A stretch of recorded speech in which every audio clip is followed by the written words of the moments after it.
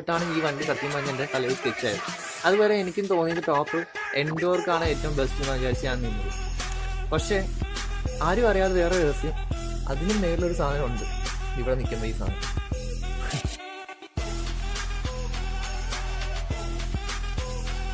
And the bass keep knocking like.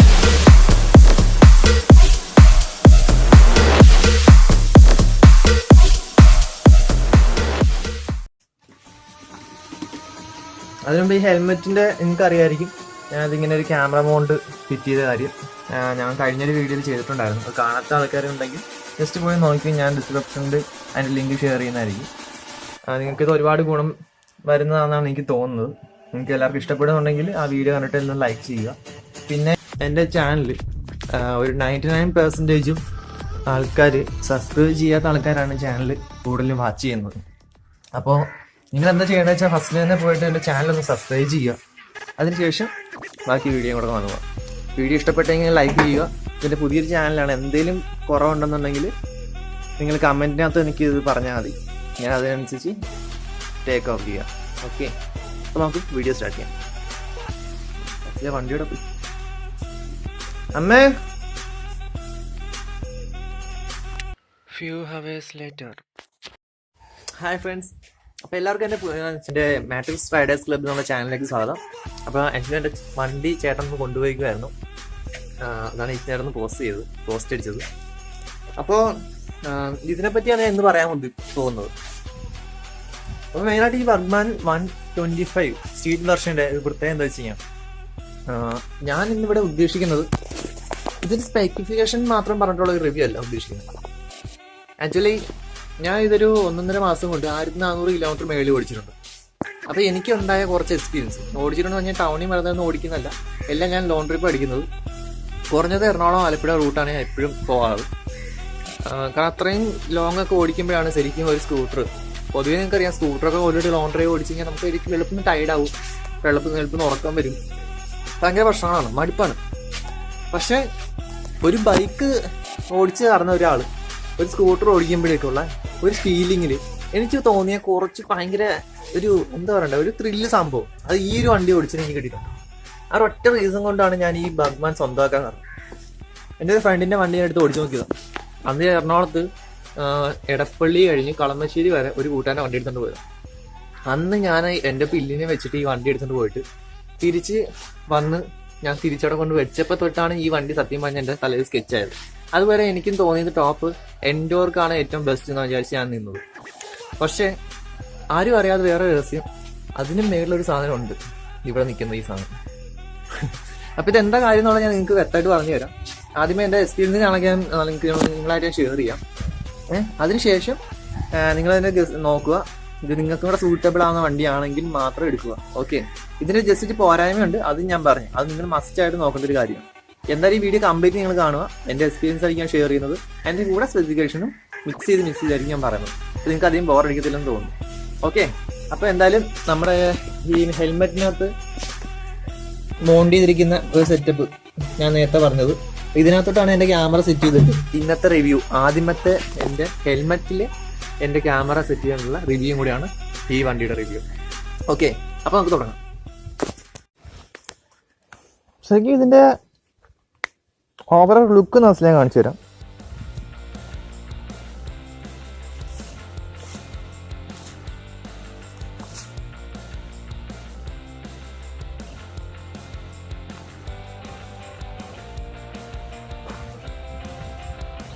ശരിക്കും വണ്ടിയുടെ കാര്യം എനിക്ക് എടുത്തു പറയേണ്ട ഒരു കേസ് എന്ന് പറഞ്ഞാൽ, നമുക്കിപ്പോൾ നോക്കുമ്പോൾ തോന്നുന്നത് അത്യാവശ്യം നല്ലൊരു മാസ് ലുക്കൊക്കെ തന്നെയാണ്. പക്ഷേ ഇന്ത്യയിലേക്ക് ഇങ്ങനെ ഒരു ബോഡി ഷേപ്പിൽ ആദ്യമായിട്ട് ഇന്ത്യയിലേക്ക് ഒരു മാക്സി സ്കൂട്ടർ ഇറക്കുന്നത് സുസുക്കി എന്നുള്ള കമ്പനിയാണ്.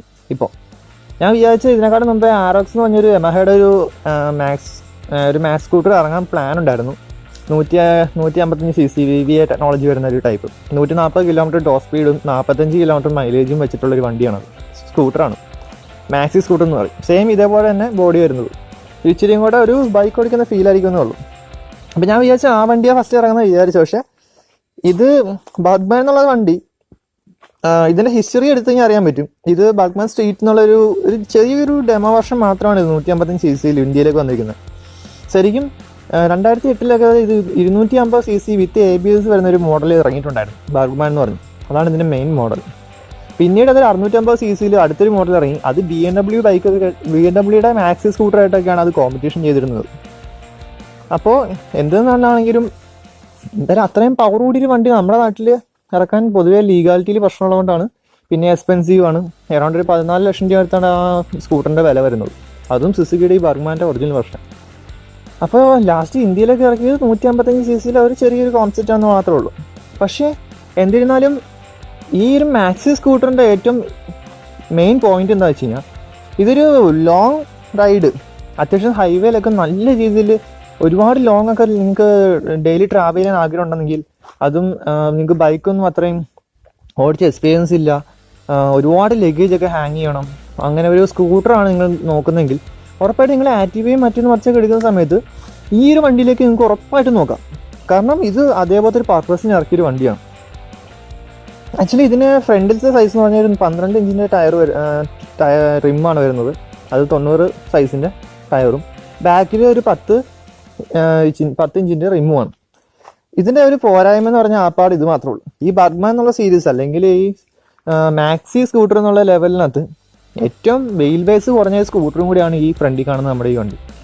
എനിക്ക് തോന്നിയിട്ടുള്ള ഒറ്റ ഡ്രോബാക്ക്, ഞാൻ ഡ്രോബാക്ക് തന്നെ ഫസ്റ്റിൽ പറയാൻ കാരണം എന്ന് വെച്ചാൽ വേറെ പ്രത്യേകിച്ച് എനിക്കൊന്നും പറയാനകത്ത് കണ്ടുപിടിക്കാൻ പറ്റിയിട്ടില്ല. ഇത് പറയാനായിട്ട് ഡ്രോബാക്ക് എന്ന് പറഞ്ഞാൽ വളരെ കുറവാണ്. അത് പറഞ്ഞു കഴിഞ്ഞാൽ പിന്നെ മൊത്തം നിങ്ങൾക്ക് ആവശ്യമുള്ള കാര്യങ്ങൾ മാത്രം എനിക്ക് പറഞ്ഞു കേൾക്കാം. അതിൻ്റെ ഏറ്റവും വലിയൊരു ഫോൾട്ട് എന്താ വെച്ചാൽ, ഈ വണ്ടിയുടെ കുഞ്ഞു ടയറുമാണ്, നല്ല പവറും ഉണ്ട് വണ്ടിക്ക്. നമ്മുടെ ആക്റ്റീവയുടെ ആക്സിസിൻ്റെ എഞ്ചിനാണ് അത് യൂസ് ചെയ്യുന്നതാണ് മിക്കവരും പറയുന്നത്. പക്ഷേ ആക്സിസിൻ്റെ എഞ്ചിനെക്കാട്ടും പവർ ഇതിന് കൂടുതലാണ്. അത് നിങ്ങൾക്ക് അറിയാൻ പറ്റും. നിങ്ങൾക്ക് അതിൻ്റെ ബുക്കും കാര്യങ്ങളൊക്കെ ഉണ്ടെങ്കിൽ എടുത്ത് നോക്കി അറിയാൻ പറ്റും. ഓടിക്കുമ്പോഴും നല്ല വ്യത്യാസമുണ്ട്.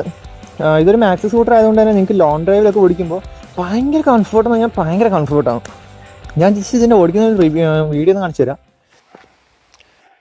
മിഷൻ സ്റ്റാർട്ട് ആകുമ്പോഴേക്കുള്ള വ്യൂ ഇങ്ങനെ ആയിരിക്കും മീറ്ററിനകത്ത് വരുന്നത്. ഇതിനകത്തുള്ള ഫീച്ചേഴ്സും കാര്യങ്ങളൊക്കെ ജസ്റ്റ് അത്യാവശ്യം വേണ്ട ഫീച്ചേഴ്സ് എല്ലാം ഉണ്ട്. പക്ഷേ ബേസിക് ആയിട്ടായിരിക്കും. നമുക്ക് വലിയൊരു സ്പീഡോമീറ്റർ വരുന്നുണ്ട്, ഫ്യൂൽ മേജ് വരുന്നുണ്ട്, നമുക്ക് ഇന്നർ വാല്യൂ എന്തെങ്കിലും കംപ്ലൈൻറ്റ് വന്നാൽ അറിയാൻ പറ്റും, ഓയിൽ ചേഞ്ച്, ട്രിപ്പ് A-B, പിന്നെ ക്ലോക്ക്, ഇത്രയും കാര്യങ്ങളൊക്കെയാണ് അതിനകത്ത് മീറ്ററിൽ വരുന്നത്. പിന്നെ പുറമേ ഇൻഡിക്കേഷൻ്റെ ലൈറ്റ് വരും, ബ്രൈറ്റ് അടിക്കുന്നതിൻ്റെ ലൈറ്റിൻ്റെ ഇൻഡിക്കേഷൻസ് ഉണ്ട്, പിന്നെ എൻജിൻ അലാർട്ട് വരുന്നുണ്ട്. അത്രയൊക്കെ തന്നെ ഉള്ളൂ, പ്രത്യേകിച്ച് വേറെ ഒന്നുമില്ല. ഇച്ചിരി ഫീച്ചേഴ്സ് ഇച്ചിരി കൂടുതൽ വേണമായിരുന്നു. വെച്ചാൽ ആവറേജ് കിലോമീറ്റർ റീഡിങ്ങും കാര്യങ്ങളൊക്കെ ഈ ബോർഡിനകത്ത് ഞാൻ നെഗറ്റീവ് വ്യൂവിൽ നോക്കിയപ്പോൾ ഇതിനകത്ത് ഓൾറെഡി കിലോമീറ്റർ പെർ ലിറ്റർ എന്നൊക്കെ പറഞ്ഞിട്ട് ഒരു ഭാഗമുണ്ട്. പക്ഷെ അതൊരു ബ്ലോക്ക് ചെയ്തിട്ടിരിക്കുകയാണ് ഈ മീറ്ററിനകത്ത്. എന്തായാലും പോട്ടെ.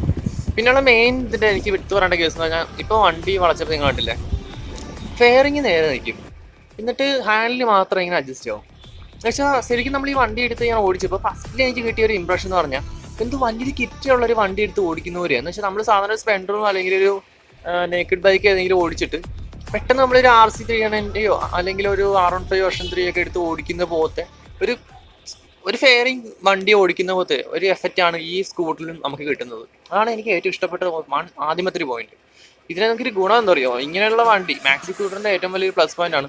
നിങ്ങൾക്ക് ഇപ്പോൾ സിറ്റിയിലൊക്കെ യൂസ് ചെയ്യുമ്പോൾ ഇതേപോലെ ഫെയറിങ് ഫ്രണ്ടോട്ടിരിക്കും, വണ്ടി നേരെ തന്നെ ഇരിക്കും, ഹാൻഡിൽ മാത്രമായിരിക്കും നമ്മൾ അങ്ങോട്ടും ഇങ്ങോട്ടൊക്കെ വിറയ്ക്കുമ്പോൾ നീങ്ങുന്നതും, അല്ലെങ്കിൽ ചെറിയ ചെറിയ കല്ലൊക്കെ കയറുമ്പോഴേക്ക് ടയർ ഇങ്ങനെ സ്കിപ്പായി പോകുന്നത്. ഇതൊക്കെ നമ്മൾ മറ്റുള്ള സ്കൂട്ടർ എന്ന് പറയുമ്പോൾ നമുക്ക് കറക്റ്റായിട്ട് ഹാൻഡിൽ അറിയാൻ പറ്റുമത്, ഇല്ലെങ്കിൽ നമുക്ക് ഫീൽ ചെയ്യും, അപ്പോൾ നമുക്ക് പേടി വരും. ഇതിനകത്ത് ആര് പ്രശ്നങ്ങളൊന്നുമില്ല. അതുകൊണ്ട് തന്നെ നമുക്ക് ഈസി ആയിട്ട് എടുത്ത് ഫ്ലിക്ക് എടുത്തുകൊണ്ട് പോകാനൊക്കെ പറ്റും. പക്ഷേ ഞാൻ ആ ഫസ്റ്റ് പറഞ്ഞൊരു കാര്യം, അതിൻ്റെ വീൽ ബേസ് കുറവായതുകൊണ്ട് തന്നെ, ബാക്കിലത്തെ വീല് ചെറുതായതുകൊണ്ട് തന്നെ വണ്ടിക്ക് പവറും കൂടുതലാണ്.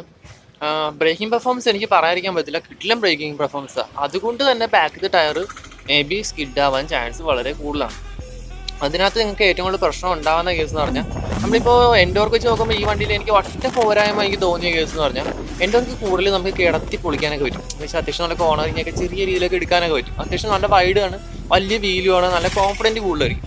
പക്ഷേ ഈ വണ്ടിയിലും നമുക്ക് സ്പീഡിൽ പോകുമ്പോഴേക്കും നല്ലപോലെ എയറൊക്കെ കറക്റ്റായിട്ടാണ് അടിക്കുന്നെങ്കിൽ കിടത്താനൊക്കെ നല്ല രീതിയിൽ തോന്നും.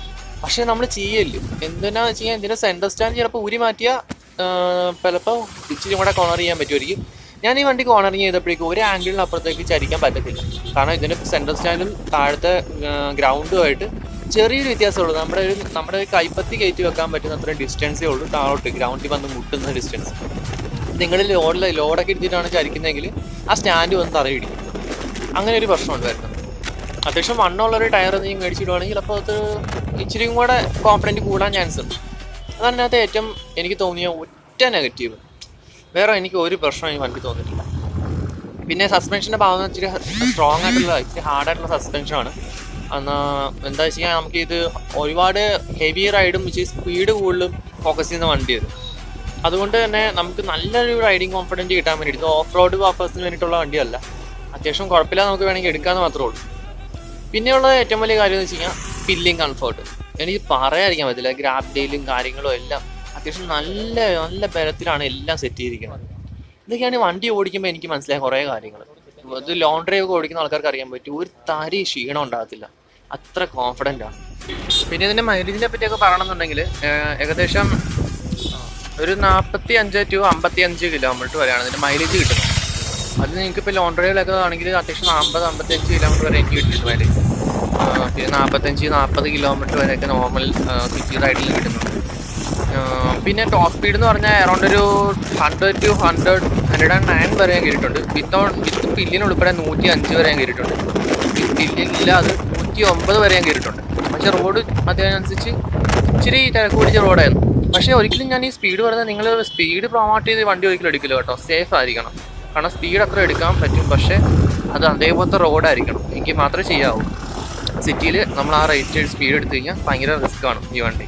ഓക്കെ, പിന്നെ സ്പെസിഫിക്കേഷൻ കാര്യങ്ങളൊക്കെ ഞാൻ ഡിസ്ക്രിപ്ഷൻ ഇട്ടേക്കാം. ഞാനത് അത്രയും ഫോക്കസ് ചെയ്യാത്ത പറഞ്ഞിട്ടില്ല. അതിനെക്കാട്ടും മേളിൽ പറയേണ്ട ഒരുപാട് കാര്യങ്ങൾ അതിനകത്തുള്ളത്. ഓക്കെ, പിന്നെ നോർമലി വണ്ടി വെച്ച് നോക്കുമ്പോൾ ഇതിന് വൈഡ് ഹാൻഡിലാണ്, ഇച്ചിരി കൂടെ വലിയ വൈഡ് ഹാൻഡ് കേട്ടോ. അത് എനിക്ക് റൈഡിങ് കംഫർട്ട് ഇച്ചിരി കൂടുതൽ കിട്ടും. പിന്നെ ബോഡി വലിപ്പം കൂടുന്ന വേറെ ഒന്നുമല്ല, ഡിക്കി സ്പേസ് നല്ല രീതിയിൽ കൊടുത്തിട്ടുണ്ട്. നമുക്ക് അത്യാവശ്യം നല്ല രീതിയിൽ തന്നെ ഫ്രണ്ടിൽ തന്നെ ചാർജിങ് പോർട്ട്, അത് 12 വാൾട്ടിൻ്റെ ഒരു ചാർജിങ് പോർട്ടാണ് വരുന്നത്, DC ഔട്ട്. അത് നിങ്ങൾക്ക് ഇഷ്ടമുള്ള ടൈപ്പ് USB-യുടെ പോർട്ട് കണക്ട് ചെയ്യാൻ പറ്റും. അത്യാവശ്യം നല്ല വലിയൊരു ഡിക്കി സ്പേസ് വരുന്നുണ്ട്, ബൂട്ട് സ്പേസ് വരുന്നുണ്ട്. നമുക്ക് കാലൊക്കെ നൂർത്തി വെച്ചിട്ട് വണ്ടി ഓടിച്ച് പോകാൻ വേണ്ടിയിട്ട്. ഇതൊക്കെയാണ് ഇതിൻ്റെ ഏറ്റവും വലിയ പ്ലസ് പോയിന്റ്. എനിക്ക് ഒരുപാട് ലോങ് ഒക്കെ പോകുമ്പോൾ. പിന്നെ എടുത്തു പറയേണ്ട കേസാണ് ബാക്ക് ലൈറ്റ്. ലൈറ്റ് എനിക്ക് ഒരു രക്ഷയില്ല, എനിക്ക് ഭയങ്കര ഇഷ്ടപ്പെട്ട സംഭവം. സ്ലിപ്പ് ലൈറ്റാണ്. നമ്മുടെ RC-യിലൊക്കെ കാണുന്ന പോലെ ഒരു 2 സ്ലിപ്പ് ലൈറ്റ് വരും. അതിനകത്ത് 6 ബൾബാണ് ബ്രേക്ക് ലൈറ്റായിട്ട് വരുന്നത്. അത് പല ഡയറക്ഷനിലേക്കുമാണ് എൻ്റെ ലൈറ്റ് പോകുന്നത്. നമുക്ക് ഏത് സൈഡിൽ നിന്ന് നോക്കിയാലും 6 ബൾബും 6 ഡയറക്ഷനിലേക്കാണ് ലൈറ്റ് കൊടുക്കുന്നത്. ഭയങ്കര ക്യൂട്ടാണ്, ഭയങ്കര ക്യൂട്ട്, പറയാതിരിക്കാൻ പറ്റത്തില്ല. പിന്നെയുള്ള ഹെഡ് ലൈറ്റ്, ഞാൻ ആദ്യമായിട്ടാണ് ഒരു സ്കൂട്ടറിനകത്ത് ഇത്രയും ഫിനിഷിംഗ് ഉള്ള ഹെഡ് ലൈറ്റ്. എൻ്റെ ഉള്ളിലെ ബോഡിക്കകത്ത് വരെ കട്ടിങ്ങുണ്ടോ, കട്ട എയറോ ഡൈനാമിക് ഭയങ്കരമായിട്ട് ഫോക്കസ് ചെയ്തിട്ടാണ് എൻ്റെ ഉള്ളിലെ ബോഡി ഒരുക്കിയിരിക്കുന്നത്. പക്ഷേ അകത്തെല്ലാം കട്ട ഫെയറിങ് എല്ലാം കംപ്ലീറ്റ് ഫിനിഷ് ചെയ്തിട്ടാണ് ആ ബോഡി വന്നിരിക്കുന്നത്. എനിക്ക് തോന്നുന്നത് അത്രയും ഡിക്കിങ് കാര്യങ്ങളൊക്കെ വരുന്നതുകൊണ്ടായിരിക്കാം.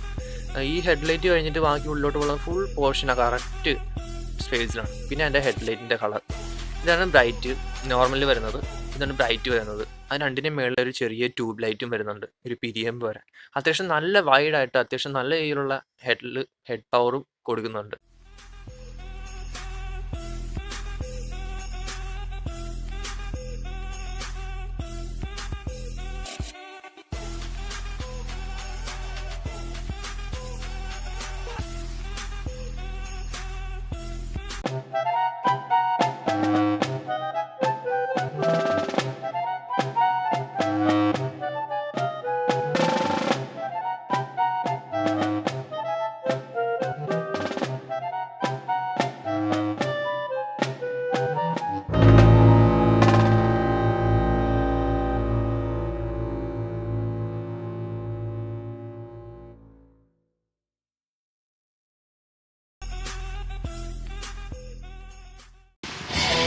അപ്പോൾ ഫ്രണ്ട്സ്, എന്തുകൊണ്ട് ഞാനിപ്പോൾ ഈ വണ്ടി എടുത്തത് നിങ്ങൾക്ക് മനസ്സിലായി കാണുമല്ലോ.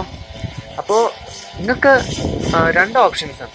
ഒന്ന് എൻഡോർക്ക്, റേ ഇങ്ങനെയുള്ള വണ്ടികളൊക്കെ കോമ്പറ്റീഷൻ വരുന്നത് ഞാൻ പറഞ്ഞു. അപ്പോൾ ഭഗ്മ എന്നുള്ള വണ്ടിയുടെ ഒരു മെയിൻ ഗുണം എന്താ വെച്ച് കഴിഞ്ഞാൽ, നിങ്ങൾക്കിപ്പോൾ ലോങ് ട്രിപ്പ് പോവുകയാണെന്നുണ്ടെങ്കിൽ അത്യാവശ്യം നല്ല രീതിയിൽ എൻജോയ് ചെയ്ത് നല്ല ക്രേസി ഡ്രൈവ് ഇഷ്ടപ്പെടുന്ന ആൾക്കാരാണെങ്കിൽ അപ്പോൾ ഉറപ്പായിട്ടും ഭഗ്മ നോക്കണം. അതർവൈസ് നല്ലപോലെ കോർണറിങ്ങൊക്കെ എടുക്കണം, ഈ പറഞ്ഞ അത്യാവശ്യം നല്ല പവർ വേണം എന്ന് മാത്രം ഉദ്ദേശിക്കുന്നെങ്കിൽ നേരെ എൻഡോർക്ക് അങ്ങനെയുള്ള വണ്ടി എടുക്കുക. കാരണം ഭഗ്മ എന്ന് പറഞ്ഞ സംഭവം ഇപ്പോൾ മൊബൈൽ ചാർജിൻ്റെ കേസാണെങ്കിലും എല്ലാം എൻഡോർക്ക് അറിയാം, നിങ്ങൾക്ക് സീറ്റിന് അടിയിലായിരിക്കും ചാർജർ വരുന്നത്. ഇതെല്ലാം ഫ്രണ്ടിലാണ്. അത് കംപ്ലീറ്റ് ഒരു ടൂറിംഗ് പർപ്പസ് വണ്ടിയാണ്. ഓക്കെ, അപ്പോൾ എല്ലാവർക്കും എൻ്റെ വീഡിയോ ഇഷ്ടപ്പെട്ടെന്ന് തോന്നുന്നു. അങ്ങനെയാണെങ്കിൽ എല്ലാവരും മറക്കാതെ ലൈക്ക് ചെയ്യുക, സബ്സ്ക്രൈബ് ചെയ്യാൻ മറക്കരുത്. അപ്പോൾ അടുത്തൊരു വീഡിയോ ആയിട്ട് നമുക്ക് ഇനിയും കാണാം. അതുവരേക്കും ബൈ.